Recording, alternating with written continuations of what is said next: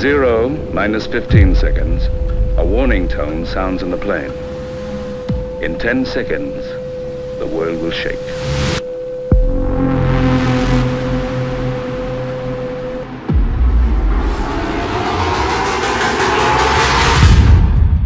In the pages of the human history, there exists a dark chapter which forever echoes the horrors of the war, the story of Hiroshima and Nagasaki.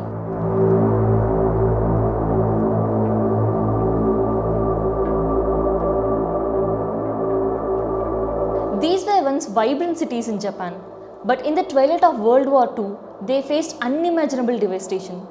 But why did it happen? What is the history behind this devastation? This is a tale of how humanity's thirst for power and victory led to the unleashing of atomic infernos which forever altered the course of history. This is Nivipedia. Let's dig into it.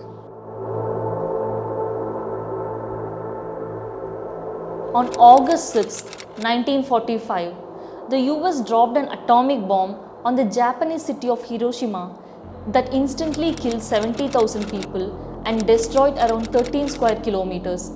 On the third day, on August 9, 1945, they dropped another atomic bomb on the city of Nagasaki, and that killed around 50,000 people. These tragic events marked the end of World War II, making America the first and last country to use nuclear weapons in warfare.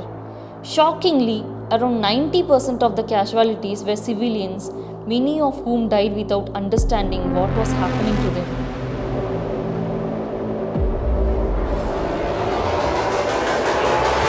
But why did America resort to such extreme measures?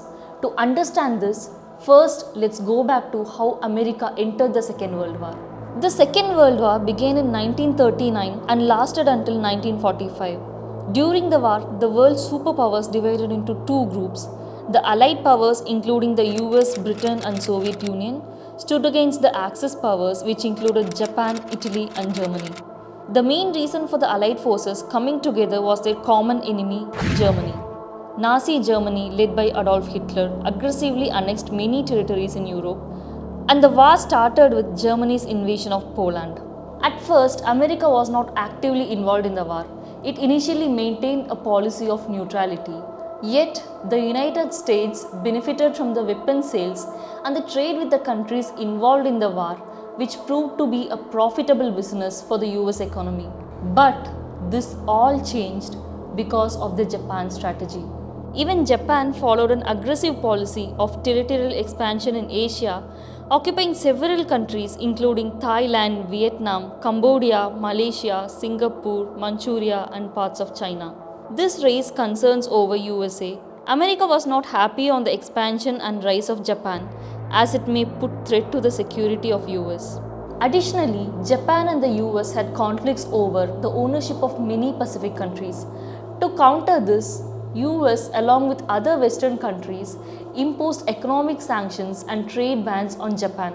These measures restricted Japan's access to crucial resources, especially oil and scrap material, which were essential for the war efforts. This action ignited a fire within Japan, with US becoming their immediate adversary. They tirelessly sought all the ways to halt US intervention in their expansion, yearning a single blow to weaken their enemy.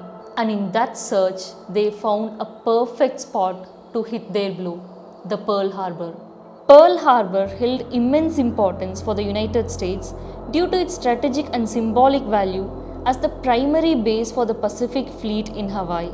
It served as a vital hub for naval operations in the Pacific Ocean, symbolizing American sovereignty and influence in the region. Japan recognized this and believed that launching a surprise attack on the Pearl Harbor would deliver a crippling blow, leaving them unable to counter the Japanese advances. The attack was intended to catch the US off guard, hindering their ability to respond swiftly. On December 7, 1941, Japan launched a surprise military attack on the US Pacific Fleet stationed at the Pearl Harbor in Hawaii. This devastating attack resulted in the deaths of over 2,400 American troops and the complete destruction of 2 warships, along with heavy damages to 3 more warships and several cruisers and aircraft.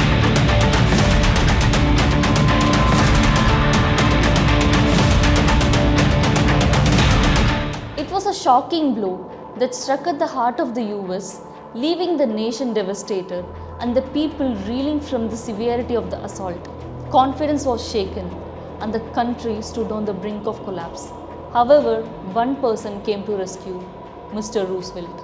US President Franklin D. Roosevelt delivered an inspiring speech that uplifted the spirits of the American people and led to the decision to seek vengeance against Japan. With this, America officially entered the arena of World War II. That this form of treachery shall never again endanger us. On December 8, 1941, the US President Franklin D. Roosevelt addressed the US Congress calling for a formal declaration of war against Japan. From that moment, the United States began preparing for a crucial war against Japan, seeking to deliver a blow in retaliation.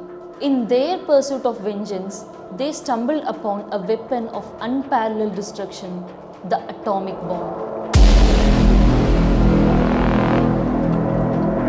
Under the veil of secrecy, Oppenheimer and his team developed the first atomic bomb, a weapon that would come to define the balance of superpowers in future. The decision to employ these atomic bombs rested with President Harry S. Truman, who hoped that their immense power would compel Japan to surrender, ultimately bringing an end to the war.